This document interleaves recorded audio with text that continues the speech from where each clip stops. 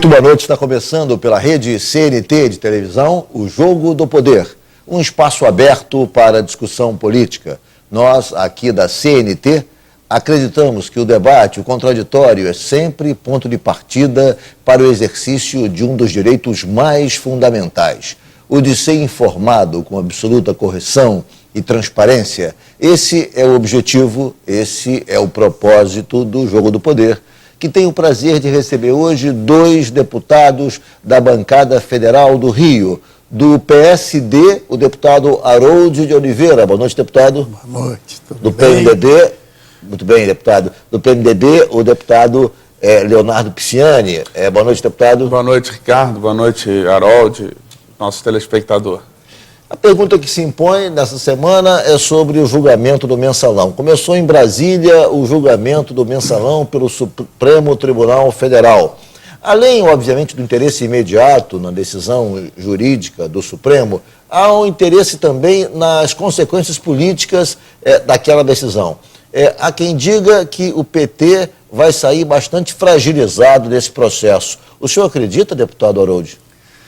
Eu acredito, embora o povo, a nação, esteja bastante desconfiada do Supremo Tribunal Federal, vai haver agora uma oportunidade para que o Supremo restabeleça a sua referência para a nação. Então, isso é muito importante, que a nação está atenta, a nação está ouvindo, vai ficar todos os dias se informando do que está acontecendo nesse julgamento. É um julgamento, realmente, eu nunca vi coisa igual. Eu tenho muitos mandatos, já passamos por vários tipos até por impeachment de presidente da República, mas esse, no meu entendimento, foi o mais grave de todos. O senhor falou em desconfiança em relação ao Supremo. Que desconfiança é essa, deputado? O Supremo tem tomado decisões substituindo, às vezes, o próprio Poder Legislativo. E decisões que, evidentemente, num colegiado de 11 juízes, 11 ministros, são muito mais fáceis de serem tomadas. Então, eu vejo que existem, sim, decisões importantes, como a questão de união de pessoas do mesmo sexo, etc. Esses assuntos são polêmicos. E assunto polêmico... O senhor não acha que o Supremo, na realidade, age dessa maneira em função de um vácuo deixado pelo próprio Legislativo? O Legislativo, na realidade, não decide, não delibera, empurra com a barriga, a questão acaba caindo no Judiciário. Dois aspectos. Esse é um deles. Quer dizer, é claro que existe uma vacatio legis, como falam os advogados. O Leonardo sabe, desculpe, deputado, o Leonardo chama carinhosamente de Leonardo, né? Mas sabe disso, já foi presidente da nossa Comissão de CCJ, sabe disso tudo. Então, esse é um dos aspectos. O outro aspecto é que quando foi introduzida a reeleição para presidente da República e mantido o mesmo critério de indicação e de escolha de ministros do Supremo Tribunal Federal, houve naturalmente um desequilíbrio, que todos eles hoje praticamente são indicados pelo PT, pelo governo do PT, que legítimos dentro da regra do jogo. Mas é evidente, tem inclusive um que foi advogado do PT. Ministro Toffoli, o senhor achou, nesse caso, o senhor acha que foi incorreta a decisão dele de não ter se declarado impedido e ter participado, estar participando do julgamento? Eu acho que essas coisas são até, chegam numa situação que são de foro íntimo. Vamos aguardar o desempenho dele, como ele vai se posicionar para eu poder fazer um julgamento. Mas a análise prévia é essa, que ele deveria se considerar realmente impedido. Deputado Leonardo Pisciani, o senhor acredita que o PT, que é o partido cujos membros, em sua maioria, fazem parte do grupo que está sendo julgado pelo chamado caso Mensalão, poderá sair enfraquecido desse processo? Ricardo, acho que nós temos que ver com muita atenção o julgamento e acho que a coisa mais fundamental, pegando aqui um pouco o que o Harold falou, é a gente torcer para que o Supremo ele cumpra o seu papel com sobriedade. O papel do Supremo não é fazer julgamento político de quem quer que seja, ele tem que fazer o julgamento técnico, jurídico, daquilo que tem de provas, que tem nos autos do processo. Então, dessa O senhor forma... acredita que realmente haja um julgamento meramente técnico? Ou seja, a opinião pública, de alguma maneira, não acaba contaminando a decisão, ainda que estejamos falando do Supremo, que é o órgão máximo do Judiciário, no qual esperamos que haja uma decisão absolutamente técnica, fundamentada, digamos, nos preceitos da lei, mas essa é uma questão, digamos, objetiva e prática. Mas a questão real imposta pelo dia a dia, pelo clamor popular, também não tem um impacto na decisão do juiz? Olha, nós esperamos que, para o bem da democracia, que o juiz ele possa não se influenciar, nem positiva, nem negativamente, pela opinião de quem quer que seja.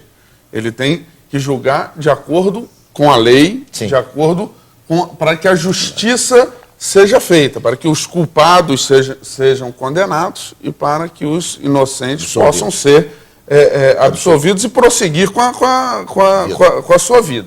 O julgamento político, né, fruto ou não do mensalão, a população terá a oportunidade de fazer como? Nas eleições. Nas urnas. Nas urnas, dando a sua opinião política. Aliás, já teve, o mensalão já teve, já foi julgado politicamente em outros momentos.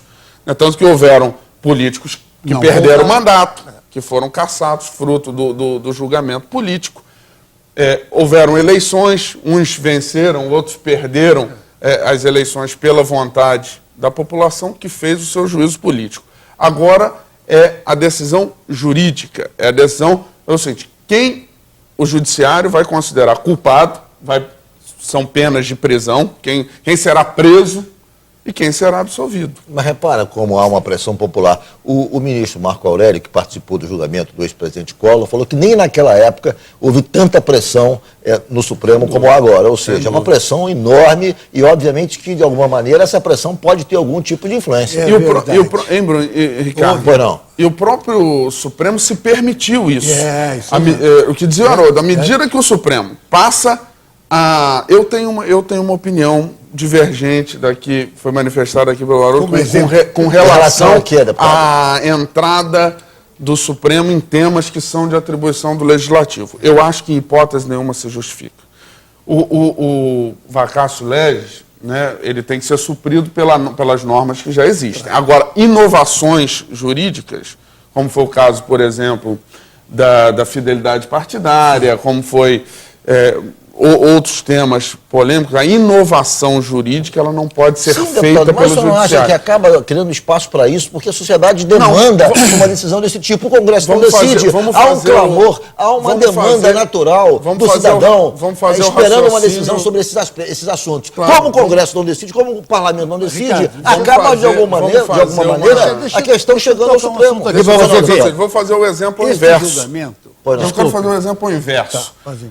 Não é raras as vezes que nós dizemos ou ouvimos dizer que o judiciário é lento nas suas decisões. Ouvimos isso, inclusive, com relação ao mensalão. Já está há 6 anos para ser julgado. Isso não quer dizer que o presidente da República, chefe do Poder Executivo ou que o Poder Legislativo possa criar um cartório e sair dando decisão judicial. Mas tem um outro aspecto aí. E há um clamor popular também para que a justiça seja mais rápida. Os códigos, Pisciani, você é da área... Então, não há como se avançar sobre atribuições diversas. Por quê? Porque isso fragiliza as instituições. Aí é aquele velho ditado popular... O pau que dá em Chico dá em Francisco. Então, às vezes, você usa para fazer o bem, usa para fazer o mal. Quer complementar? Pois não, deputado? Não, eu queria dizer que tem 2 aspectos que são muito importantes. Primeiro que a lentidão do judiciário ela não é consequência apenas do funcionamento dos tribunais. Ela é consequência dos próprios códigos processuais que são enroladíssimos, são lentos, enfim, que geram essas portinholas para que a defesa possa fazer protelações, etc. Isso é uma coisa. Mas eu sou engenheiro, não sou advogado, tenho que tratar do assunto como eu vejo como estudante. Tá? Um outro aspecto é que esse cunho emocional trazido para o julgamento mensalão decorre de 2 aspectos. Primeiro, o risco de entrar em perempção, não, em, como é que chama, quando o prazo vence, prescrição, o julgamento. Aí a nação começou a pressionar. Mas pior, ultimamente, tivemos até manifestações organizadas por réus, né, com sindicatos, etc., e outros movimentos pagos também pressionar, para quê? Tentando pressionar para o outro direção. lado. Então aí criou realmente um conflito. Então a nação, isso aí trouxe mais lenha a essa fogueira. E a nação está na expectativa. Pois não, eu vou fazer um rápido intervalo. O Jogo do Poder volta em 1 minuto pela rede CNT.